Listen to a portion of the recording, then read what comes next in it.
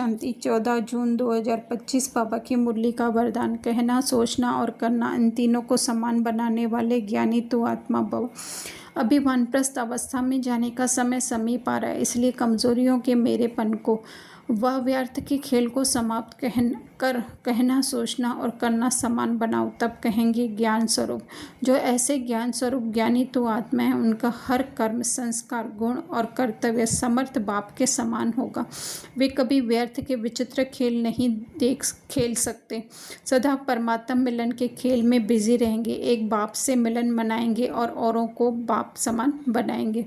तो ज्ञानी तो आत्मा अर्थात जो स्वयं की आत्मिक स्थिति में रहने वाले, तो बाबा कह रहे कमजोरियों और मेरेपन के व्यर्थ के खेल को समझ कर, अर्थात वो तो आएंगे, आना फिक्स है उनका, लेकिन वो उनमें हम लोग इंटरेस्ट न दें, उनके साथ हम ट्रैवलिंग नहीं करें, उसको हम अटेंड नहीं करें, अपने मन का हम कहें तो इंटरेस्ट उसमें न दिखाएं, बुद्धि का अटेंशन उसमें नहीं दे, तो जो है वो हम ज्ञानी तो आत्मा हैं, ज्ञान स्वरूप आत्मा हैं।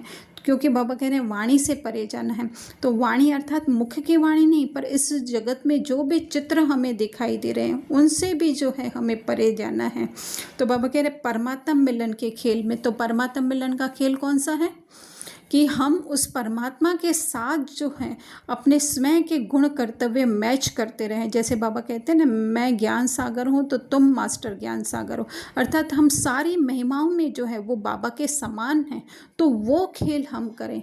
तो इसके लिए बाबा कह रहे हैं कि ऐसे मिलन मनाएंगे और एक बाप से मिलन मनाएंगे और औरों को बाप समान बनाएंगे, अर्थात दूसरों को भी उसी स्मृति से जो बाबा के गुण कर्तव्य गुण शक्तियाँ हैं उसके अनुसार ही दूसरी आत्माओं को भी उसी नज़र से वो देखेंगे, क्योंकि सब आत्माएं बाप के समान हैं।